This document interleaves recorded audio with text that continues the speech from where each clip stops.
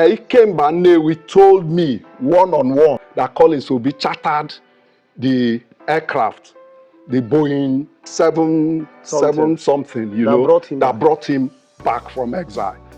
He single-handedly chartered that aircraft. The late Chief Collins Obi had impacted on Igbo land more than any dead or living human being you can think of. Ugo Fom, to start with, was his best man during his wedding. His best man during his wedding? His best man, you know, during his wedding. Yeah. K.O. Mbadiwe was the chairman of the wedding. K.O. Mbadiwe? That was in 1956. He was regarded as the foremost Nigerian banker. OCHIAGHA DIKENAFAI. The foremost Nigerian banker. They call him Father of Nigerian Banking.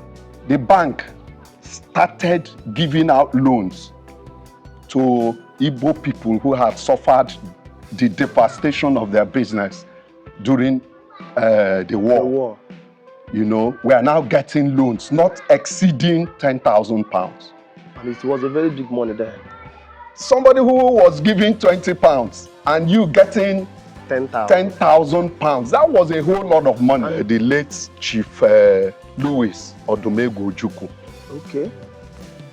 He told his son, Chukwuemeka Odumegwu Ojukwu, in confidence about Collins Obi and how he should rely so much on him in terms of, you know, financial management and whatever had to do with the economic management of Eastern region. Igbos began to bounce back to business. Igbos, millionaires started emerging even before 1973, by 73 and 74. All over Igbo land. The late Chief Collins Obi, I can tell you authoritatively, is the first man, or he was the first man in Igbo land who was identified, you know, by that, you know, revered title as Ozo-IGBO-NDU. People just, you know, began to call him Ozo-IGBO-NDU. There was no formal ceremony, you know, where that was conferred on him. But naturally, because of the impact he made on the lives of Igbos. Yes. You know, because Igbos were really in dire situation. Like there was no hope. After that war, there was no hope. So, but he brought hope. This was where he was living before the Civil War. Okay. Yes, before the war. This was where he lived. This was his house. Here we are standing.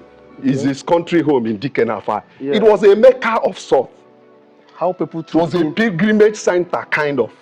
Every December, every Christmas period, you come here.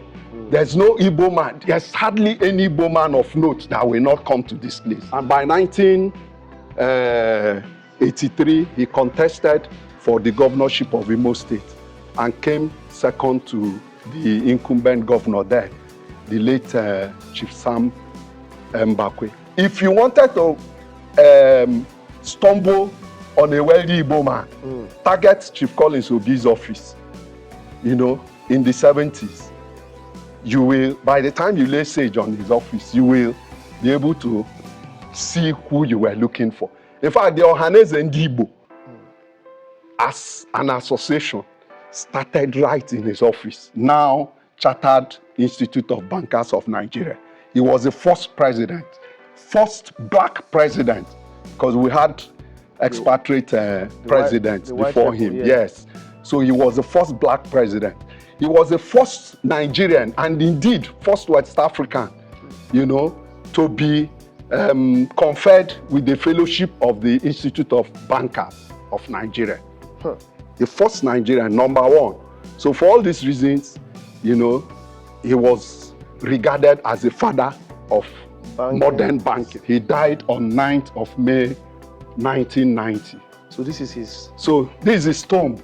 This is where the great man is lying. Yeah. The resting place. Perpetually resting. But we believe, well, anyway, that is the bones and all of that are here. His soul had long gone to be with his creator.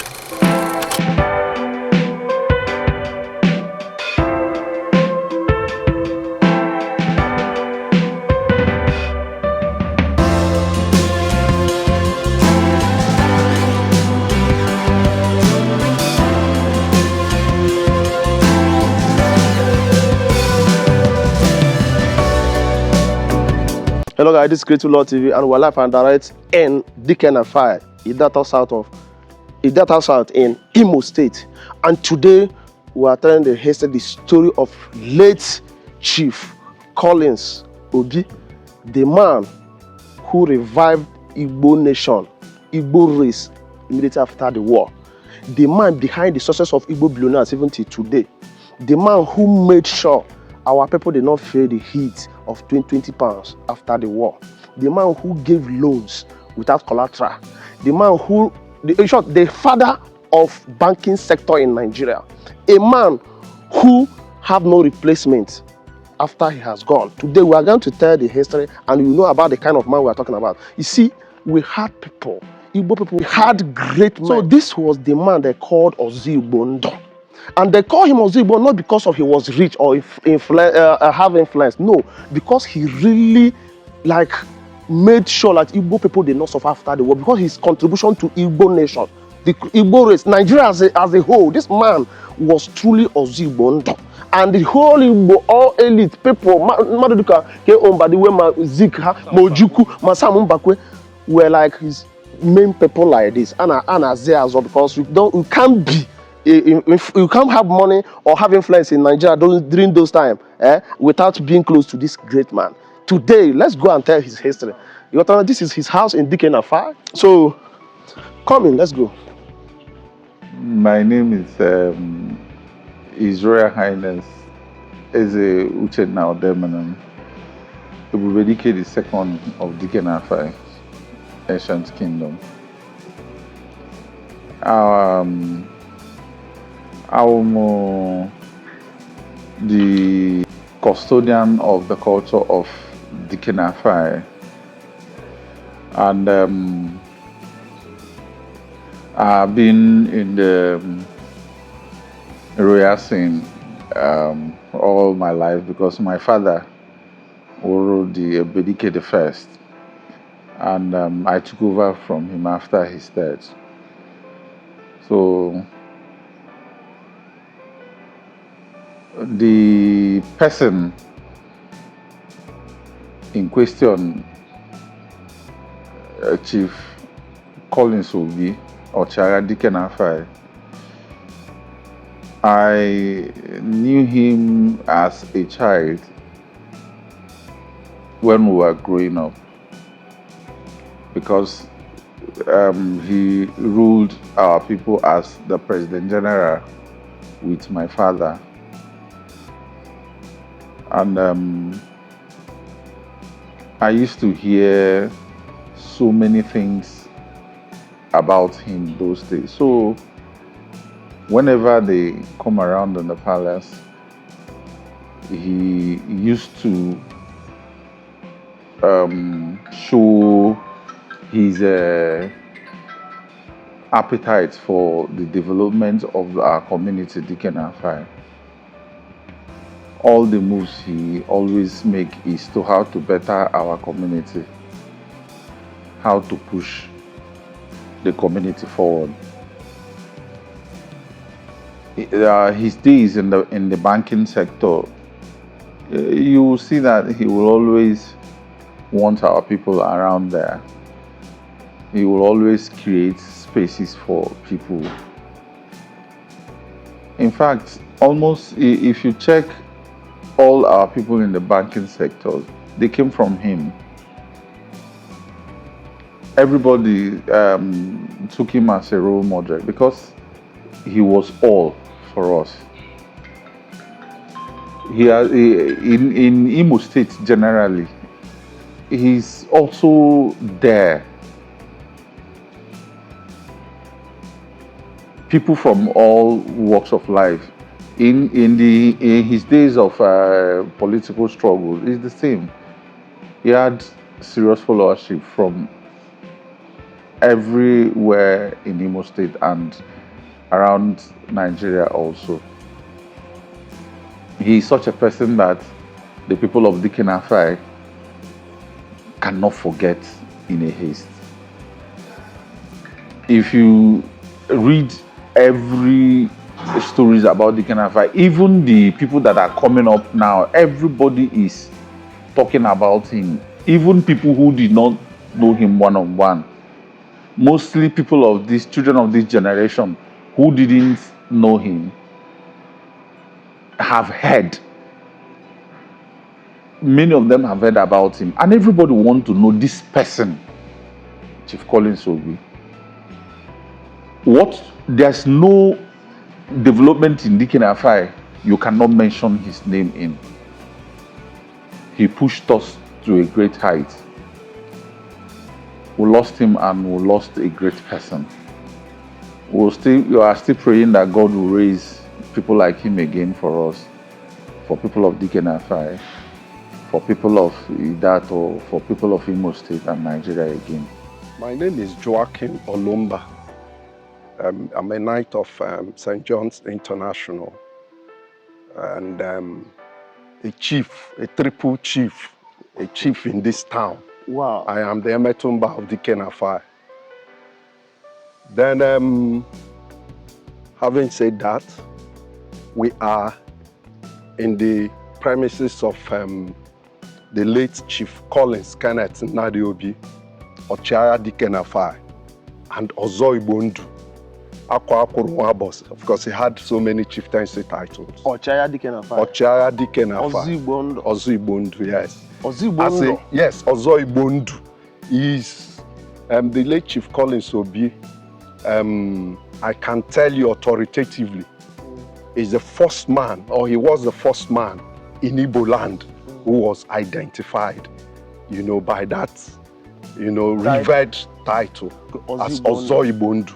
There's a reason for that. It didn't just come. The late Chief Collins Obi had impacted on Igbo land more than any dead or living human being you can think of. Really? Yes, yes. Now, when I was doing a project on him, it was in 1990-91. He came back, Newi, the late Chief Ojukwu, told me that Chief Collins Obi was the directly in charge of the management of Biafra's foreign exchange. During the war? During the war. So he was in London as the head of African Continental Bank.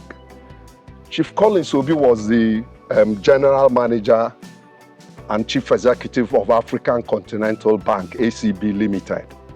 Okay. He ascended that position on acting capacity in 1965. So before the war? Yeah, before the war.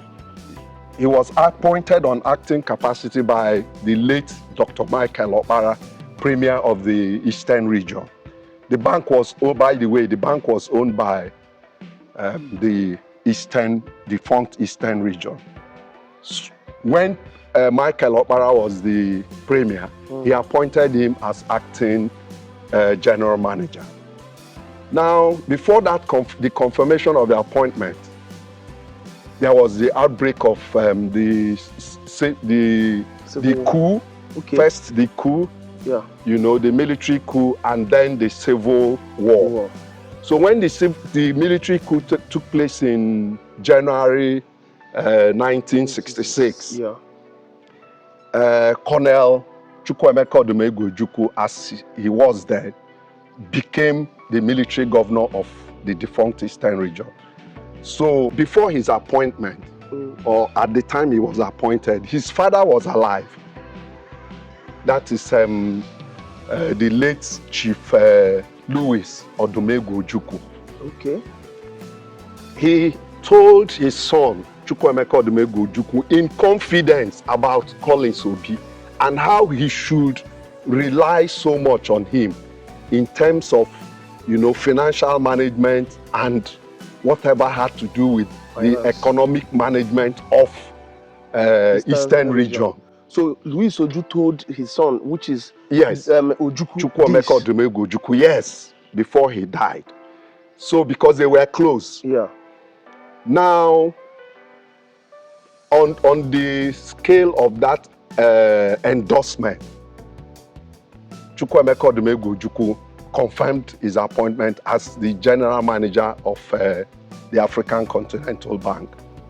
So Collins Obi now became the chief executive of the bank.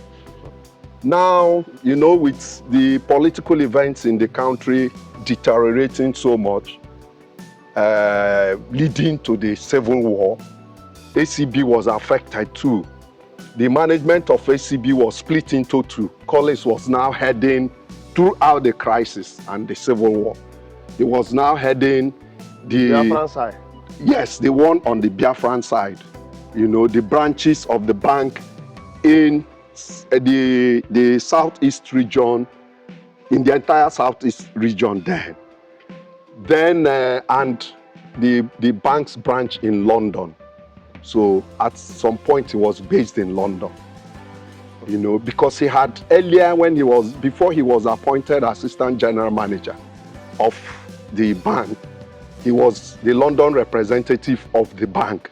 He established ACB in London.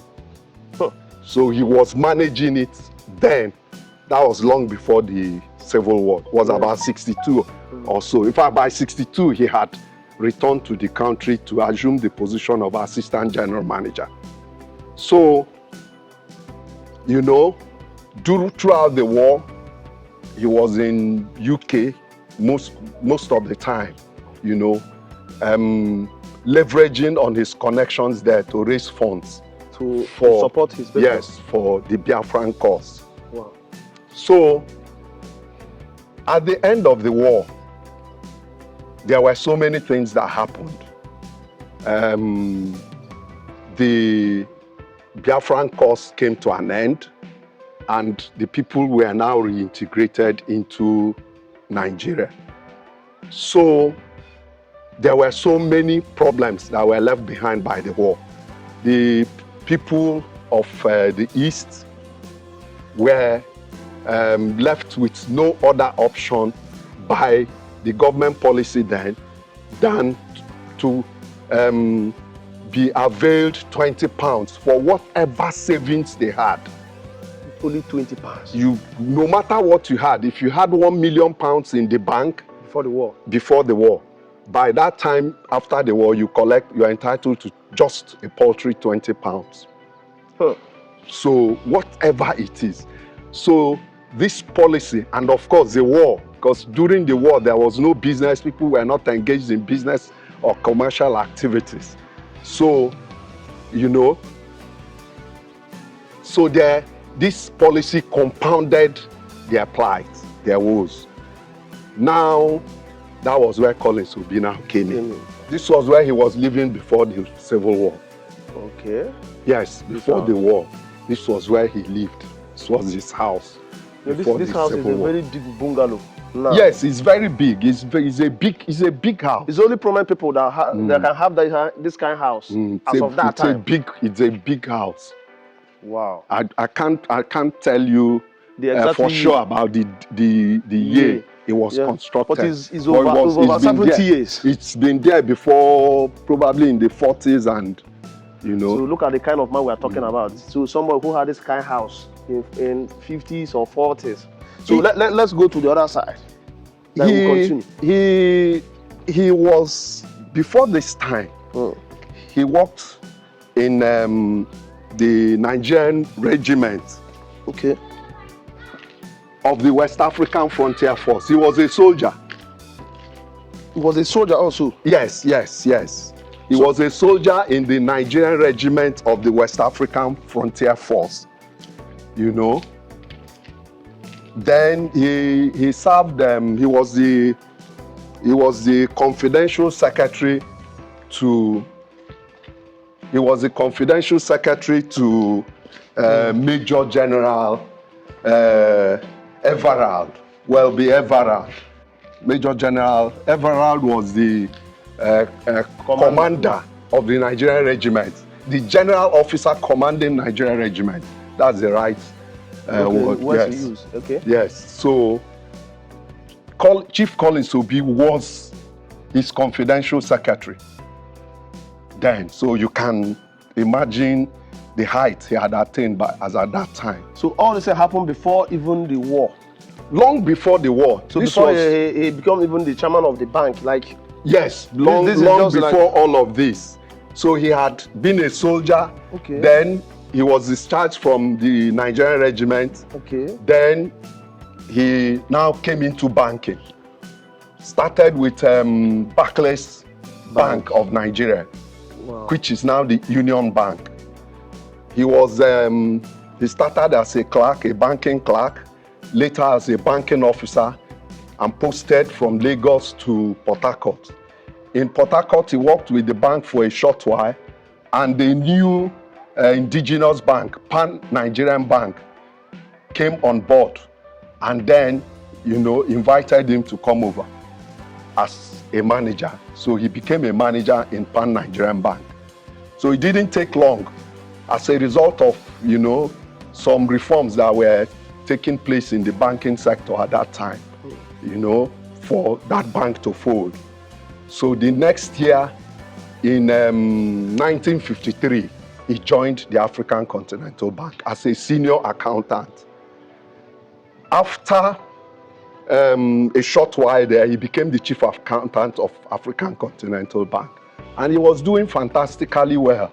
We don't have time so much, otherwise, you know, I would have cited what some Nigerians, you know, had said about him, about his competence, about his exposure, you know, in the financial sector of the economy as at that time. So when he became the chief accountant of ACB in the whole country, you know, he played a major role during the Foster Sutton Tribunal. Okay. You must have heard of one tribunal that tried Nnamdi Azikiwe, because ACB, African Continental Bank, was actually founded by a late Dr.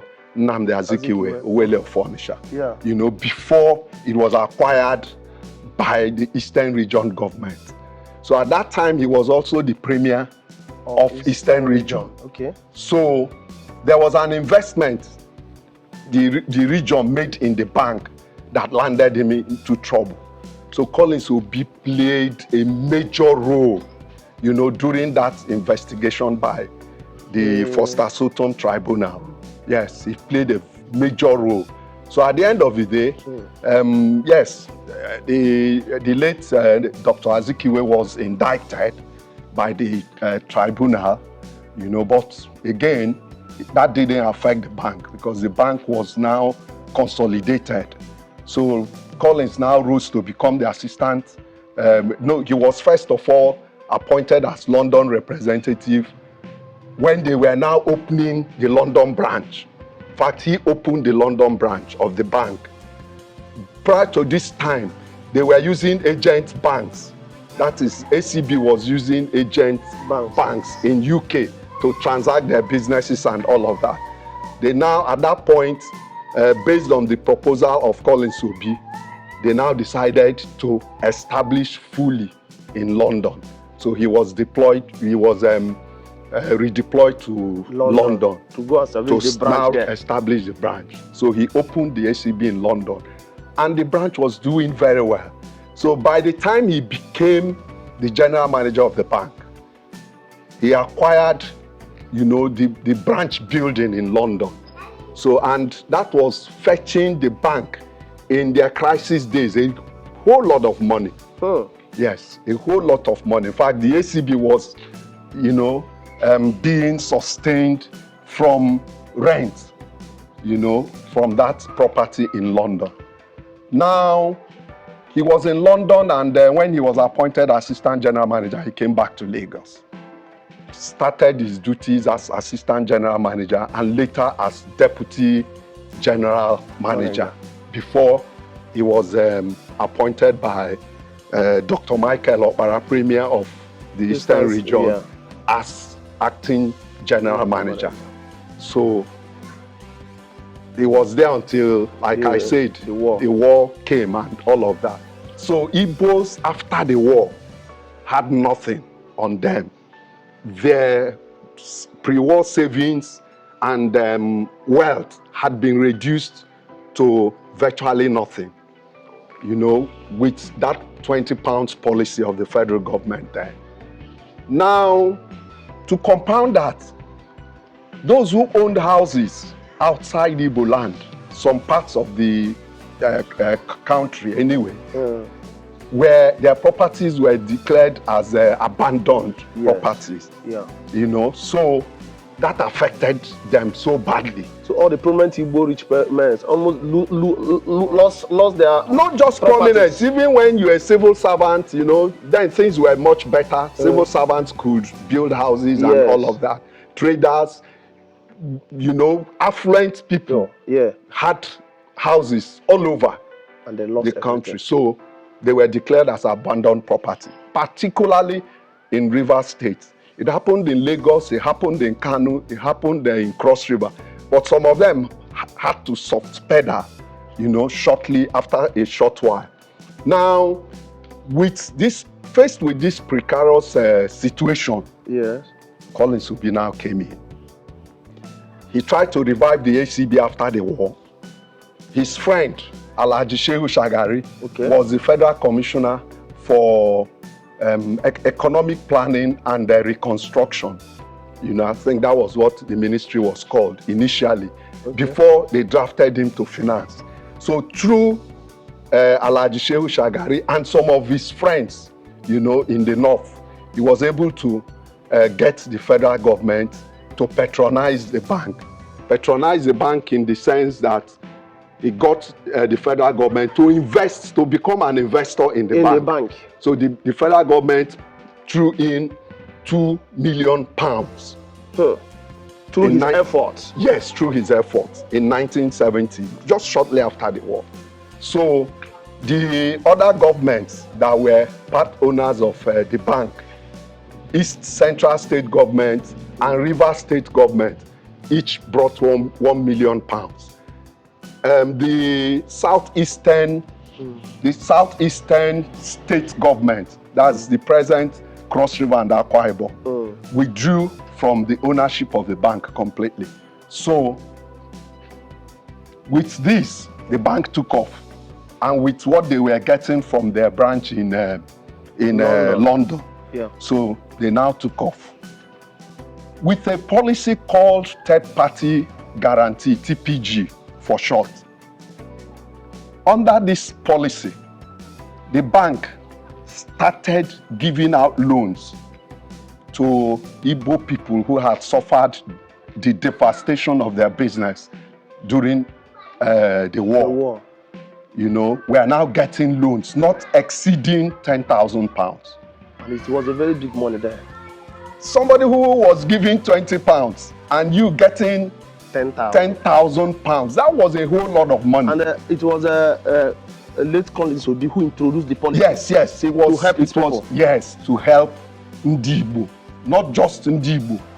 People outside the Igbo land also benefited, you know, but they are not as many as Igbo. You know how industrious and enterprising Igbos could be. Yes. So in less than 24 months, the economy of Eastern region, particularly of Igbo land, began to bounce back to life.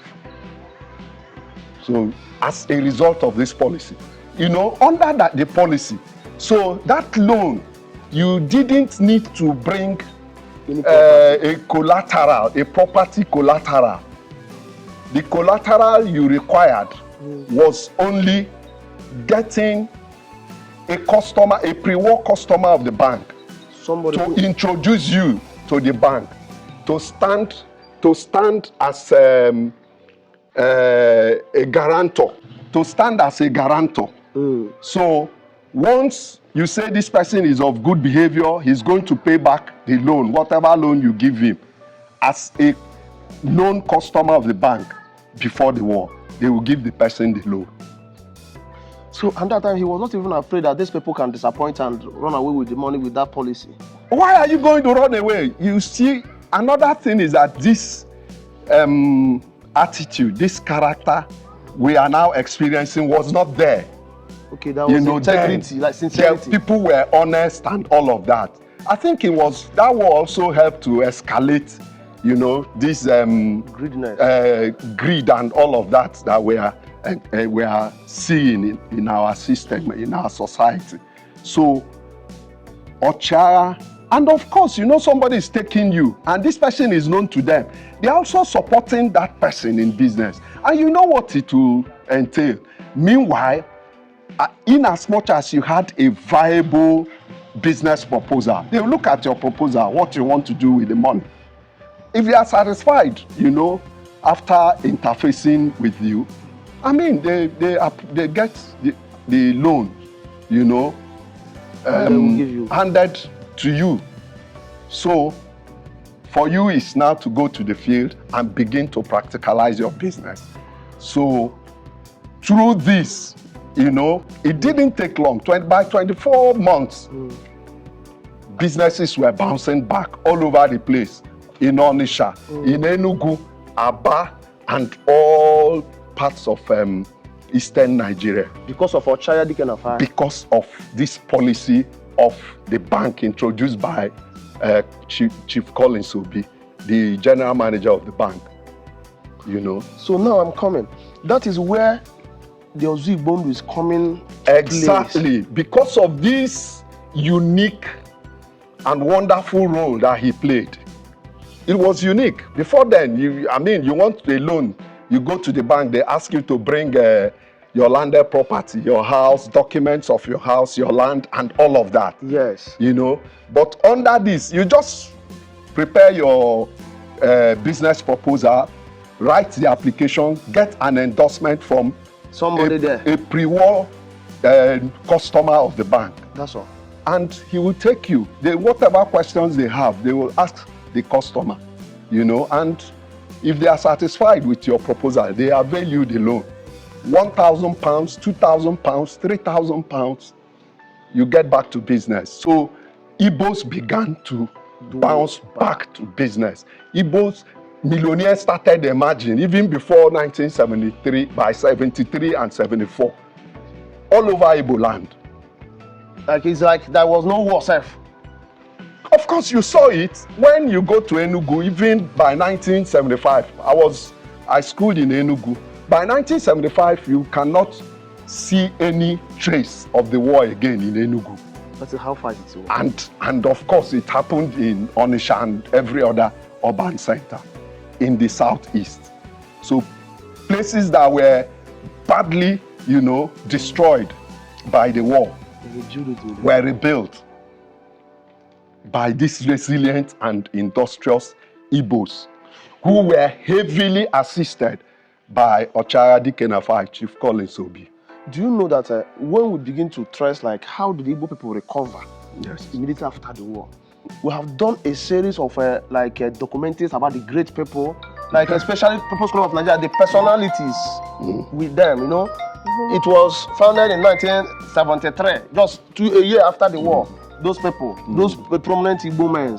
And we are asking ourselves, if those people were given 10 or 20 pounds, how did they manage? But until today, that we now know where all this thing come from. You know, I never know about this. This was the secret behind the revitalization of Igbo businesses after the war. Jesus. There was no other magic. Nothing again did this transformation than this policy, the third party guarantee of Colins. Yes, introduced by Collins Obi in OCHIAGHA DIKENAFAI. I know that now. So that was how Igbos were able to bounce back. You now began to witness not just commercial, activities on a grand scale in our urban centers. Rural industries, sprang up all over Igbo land. It was through the instrumentality of the policies put in place by OCHIAGHA DIKENAFAI, the late Chief Collins Obi. So that Igbos, turned out to be what they were between 1970 and 1980 to 1990 was basically as a result of this man's intervention. So for that reason, people just, began to call him OZO-IGBO-NDU. There was no formal ceremony. Okay. you know, where that was conferred on him. But naturally, because of the impact he made on the lives of Igbos, Yes. you know, because Igbos were really in dire situation. Like there was no hope. After that war, there was no hope. So, but he brought hope and brought, you know, change, solution to their lives. So they began to address him as OZO-IGBO-NDU. So he did a lot, you know, because that time his office on Broad Street was a kind of rallying point for Igbo leaders, the intelligentsia, you know. If you wanted to stumble on a wealthy Igbo man, target Chief Collins Obi's office, you know, in the 70s. You will, by the time you lay siege on his office, you will be able to see who you were looking for. In fact, the OCHIAGHA as an association started right in his office. It was when these people were coming for, you know, business activities that they were meeting, and then in the process they resolved to start you know, an organization, because the Igbo Union that was there, you know, prior to the war was abrogated, was abolished by the military, you know, when they took over power. So the people were not organized. So in the course of the meetings they were holding in his office, they deliberated on the need to start an organization that will bind and bring Igbos together. That was how OCHIAGHA, you know, started. So they now took it up from there and came to Onitsha and different places, and were holding their formatory meetings. So he brought a whole lot of things to Igbo land, you know, OCHIAGHA DIKENAFAI. Here we are standing, is his country home in Dikenafai. Yeah. It was a mecca of sorts. How people It was a pilgrimage center, kind of. Every December, every Christmas period, you come here. There's no Igbo man. There's hardly any Igbo man of note that will not come to this place. I hear like it was Ugofon was his one of the best friend, or best friend, I don't know. Ugofon was, that is Igwe. He later became Igwe. He was Chief MN Ugochukwu. Yes. Later became the abilicator of Umunze. You know, the Igwe of Umunze. Yeah. Ugofon, to start with, was his best man during his wedding.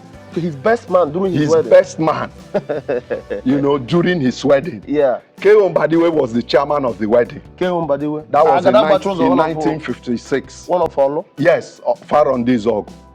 So, he was well connected and well grounded. With MN Ugochukwu, Nze Clement Maduako, Binez Hotel Aba, and all of that, you know, a shipping magnate. And Chief Ivan Enwerem, the late Chief Ivan Enwerem, they were very, very close. Very, very close. And I would like to also tell you, because of how close they were, Collins Obi was to chair the burial committee of MN Ugochukwu, because MN died before him. Yeah. Unfortunately, while he was planning for the burial of his best friend, MN Ugochukwu, he died. So, and was even buried before MN. You know, that's the irony of life. Yes.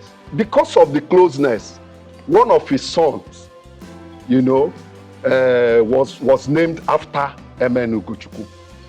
You know, so that will tell you how close they were. You know, a whole lot of men of substance in Igbo land. I know Ferdinand must have benefited from. No, Ferdinand was always here. They were so close. They were so close, and of course, he enjoyed a lot of support from in his business from Collins Obi. Not only him, so many. Just name any Igbo man. Those days. In 1970 and early 80s.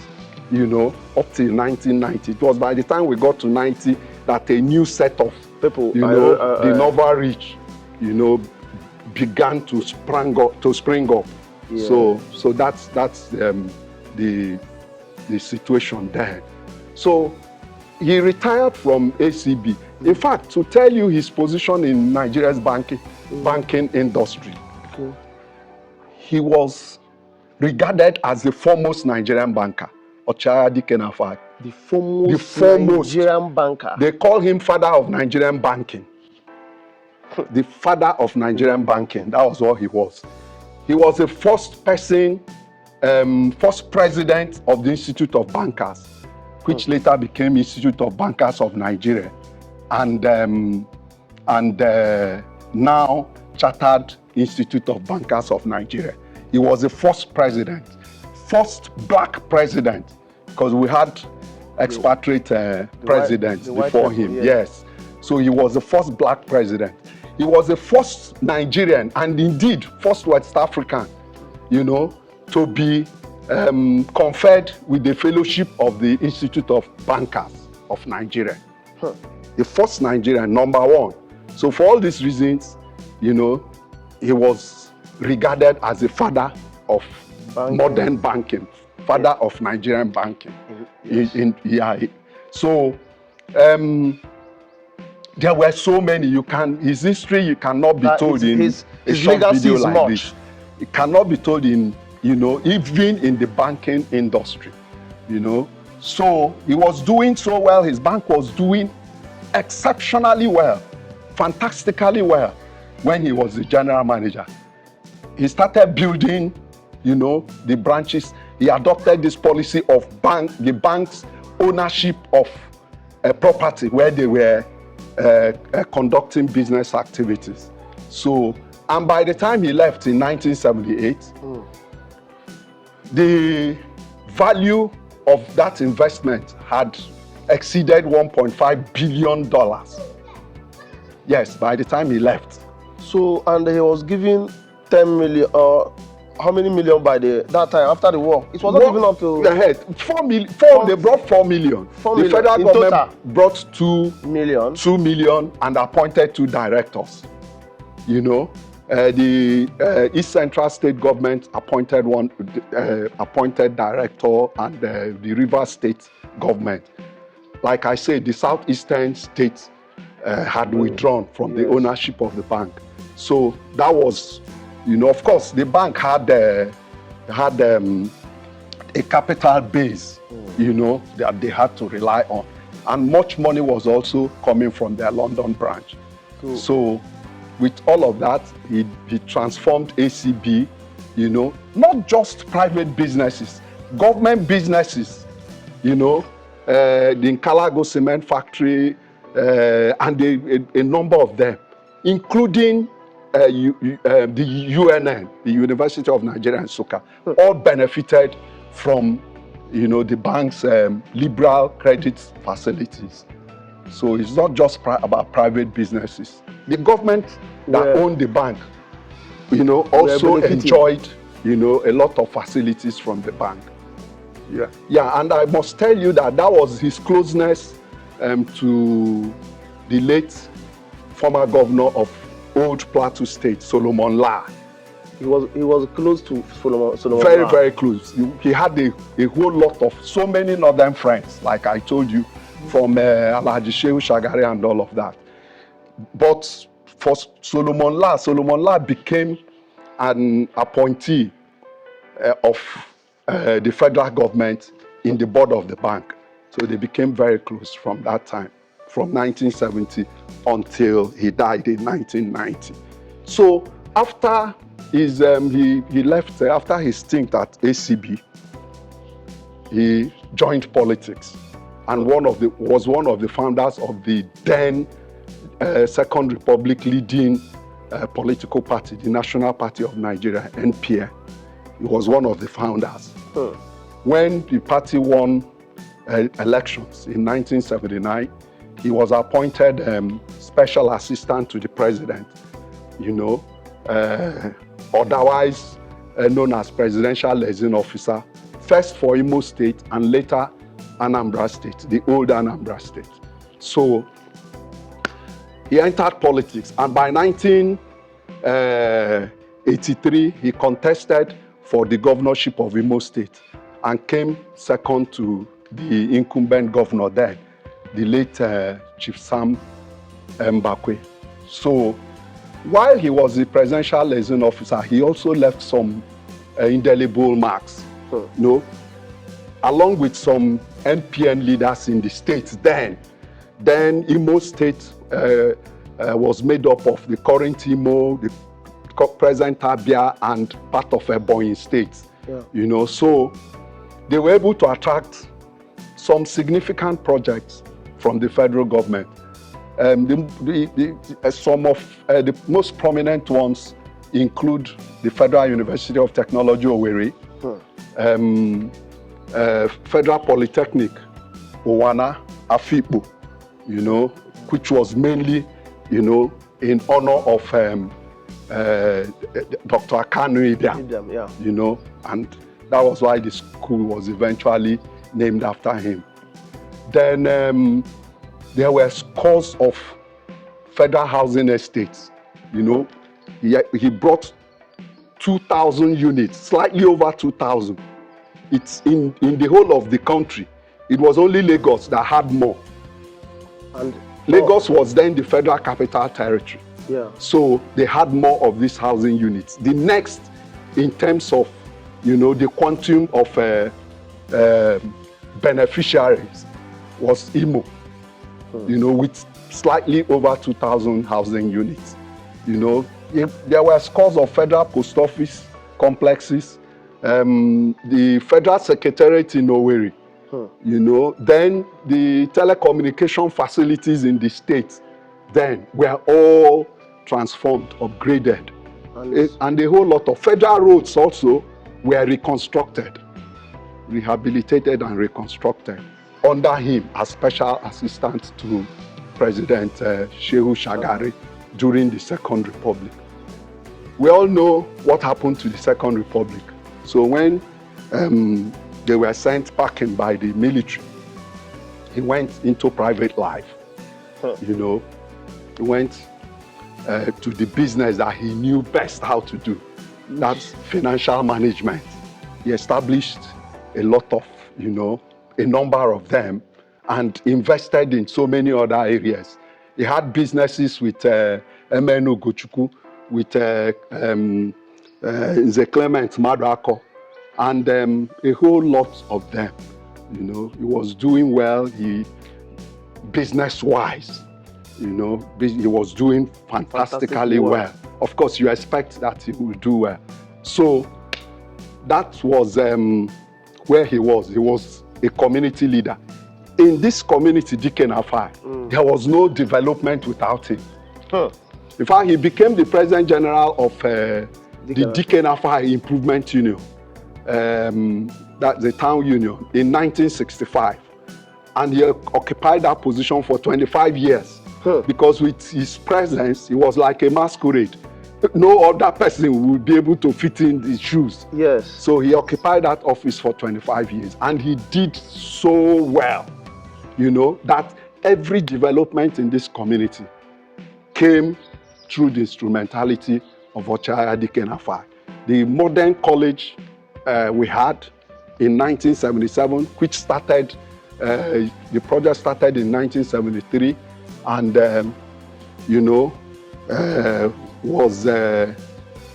became operational in 1977. So electricity project, water scheme, this town had the most gigantic water scheme in the whole of Ideato. You know, during that yeah, time. yeah, he was the one who made it possible.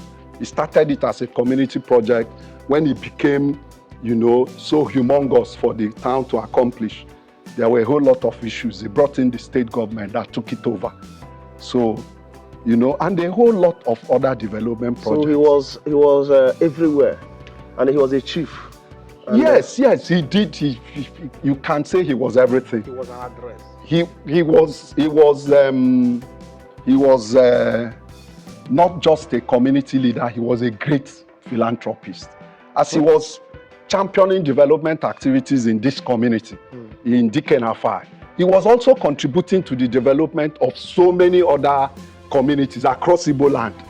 You know how it is done. Yeah. If you have a friend, you are from Suka, for an instance, and I am well known to you, you will invite me to whatever I'm doing. you are doing there or your community is doing. You cannot contribute. He was doing that, so he contributed so much in the development of virtually all communities in Igbo land. And mind you, these people he helped to establish business-wise after the war were the drivers of development activities, community development activities all over Igbo land. Yes.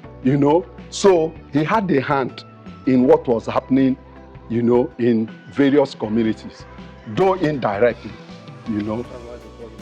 That's why he was known as OZO-IGBO-NDU. So before Ateze, that was OZO-IGBO-NDU? No. Ateze. By the time Ateze was coming up, Collins Obi had reached his zenith, and you can't. They are not on the same pedestal. Ateze should be informed. Ateze is just a successful business mogul. Yeah. But this man was, he lived a public life. So now that impacted the people, So let me shock you. Okay. And the unique thing about the late Chief Collins Obi, OCHIAGHA DIKENAFAI, was whatever he did, he never publicized it. He was a quiet philanthropist.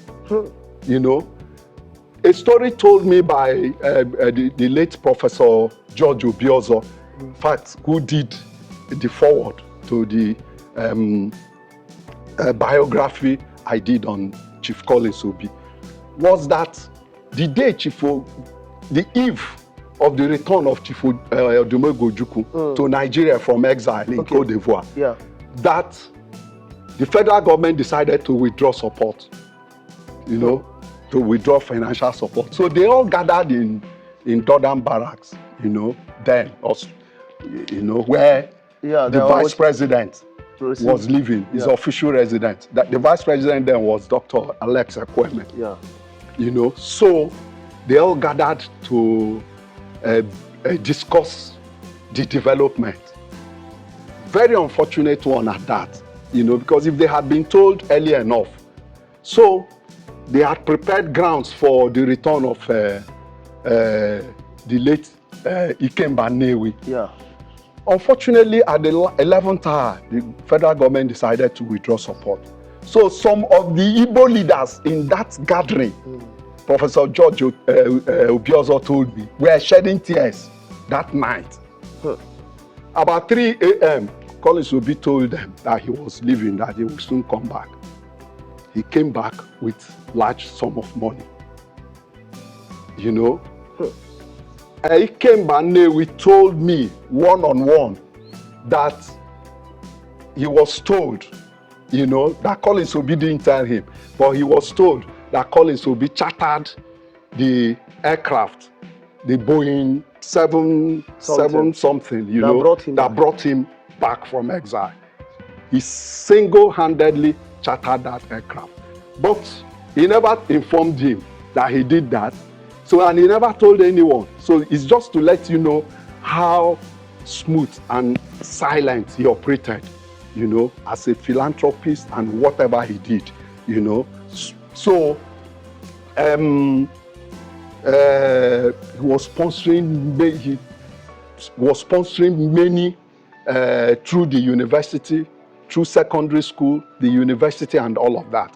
Sponsored people, including Muslims, for holy pilgrimage. Christians and Muslims, he sponsored many.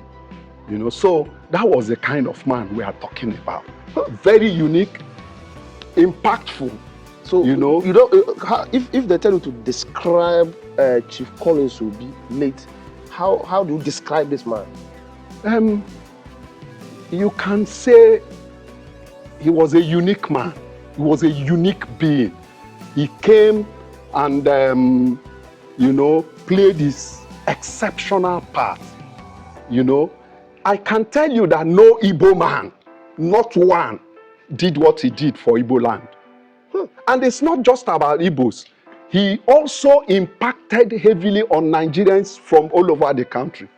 Yes, his northern friends would tell you this. You know, most of them are late now. Yes. But even from what they have said about him in the past, you know, you could, easily come to terms with the role the man played. So he was fantastically unique. He was an exceptional Igbo man. Wow. The only thing was that he wasn't making noise. He was just quiet. So there are some people who are popular, but inside, he's like the main engine. That was it. That's a good way of describing his role. You know, whatever Igbos are today, you know, you cannot divorce his contributions. Wow. Yes, yes. Especially in those trying times. So when we needed the help. Yes, yes. Very difficult times during the war and immediately after the war. And he played his role and he gave way. So he was a nationalist because he was also preaching about Nigerian unity. Ab initio, he never believed in Biafran cause. But when people were being slaughtered, he supported. You know, he had to come out, you know, to endorse with other Igbo leaders that action had become inevitable. So that's where we are. I think that in death, yes, much as he was not that celebrated because of his, you know, the way he lived his quiet life. But people who knew what he did, like I told you, this house was built immediately after the war. Okay. It was one of the best. It was, apart from KO's house, this was the best standing in the whole of this area. The whole, not this community. Yes. Even Luzon. Okwele, everywhere. This house was constructed by an Italian. This house? Yes, yes. It was a powerful house. Look at the glass house. So yes. from inside, you will be looking at like you can see outside. Yes, yes. So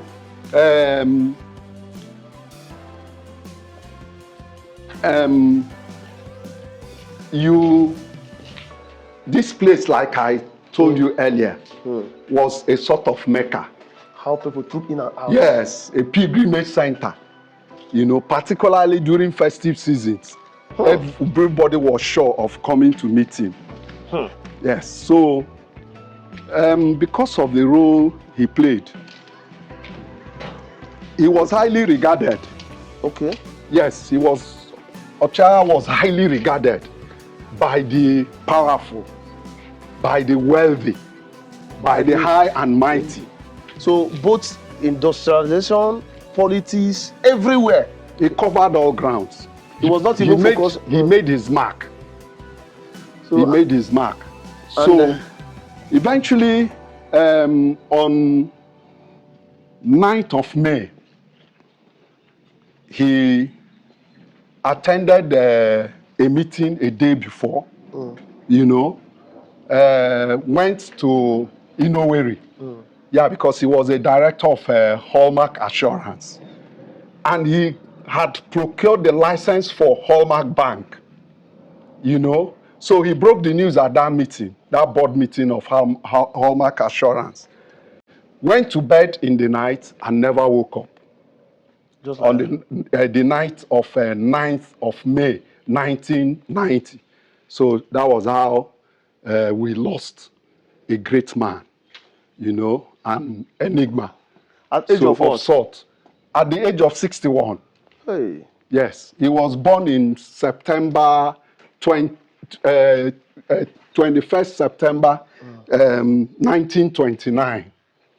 Yes, he died on 9th of May 1990. So this is his... So this is his tomb. This is where the great man is lying. Yeah. The resting place. Perpetually resting.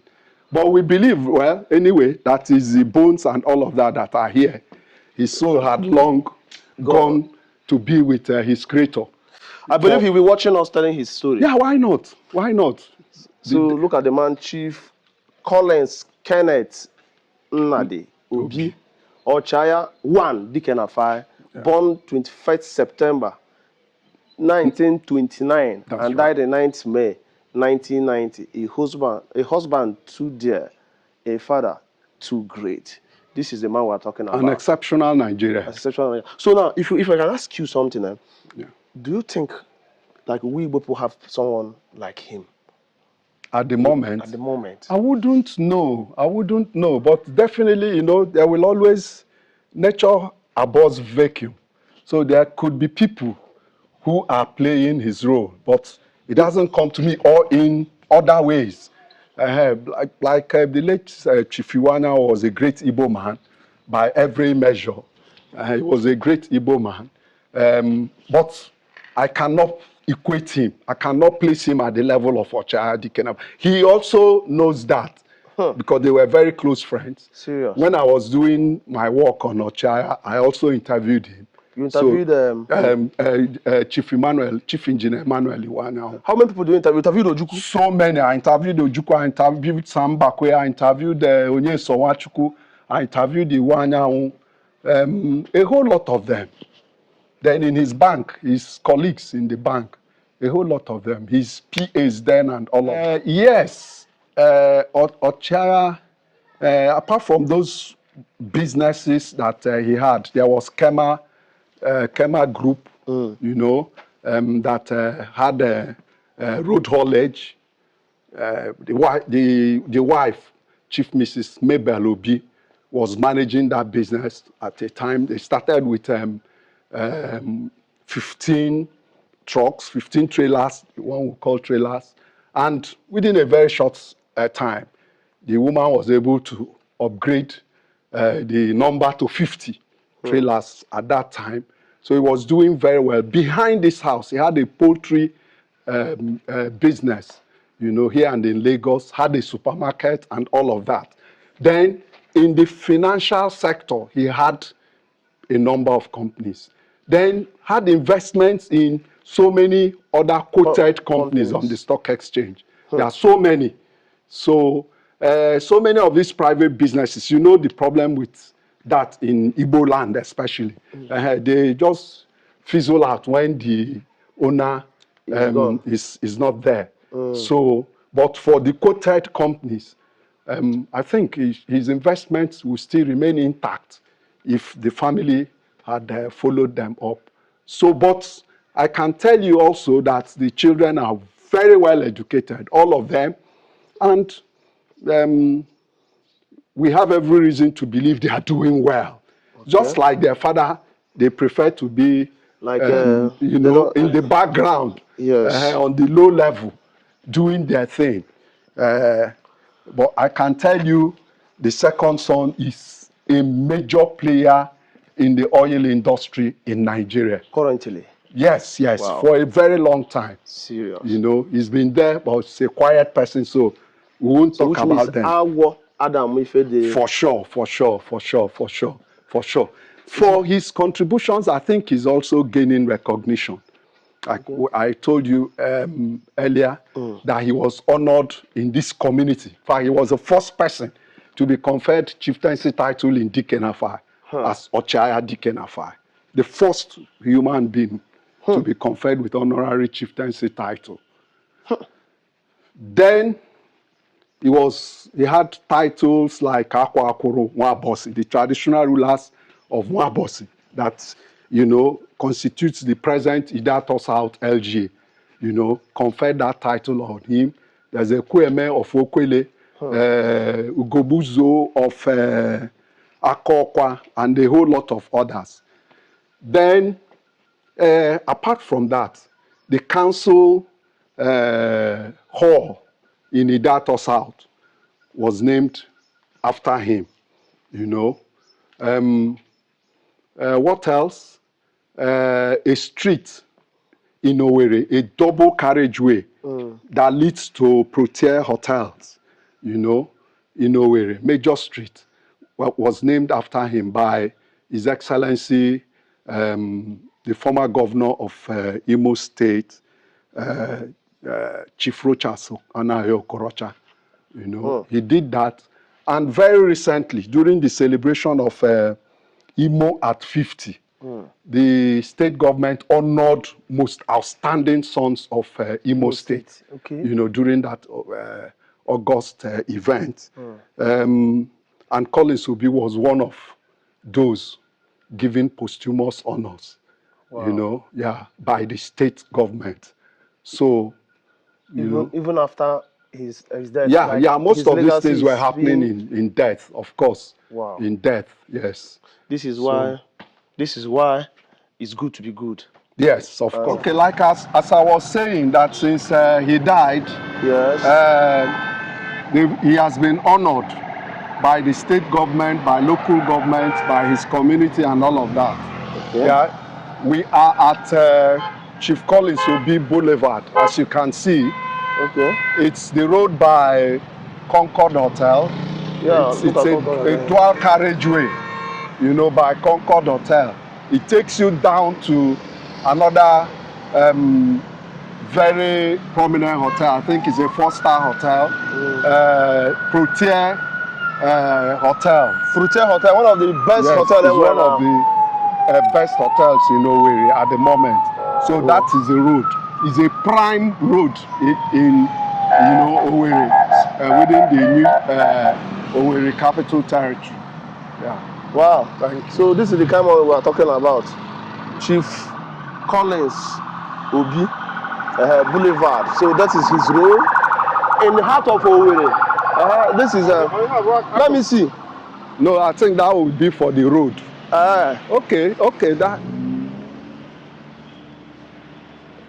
Okay. No, this one is Achike Udenwo. Yes. It's not the road.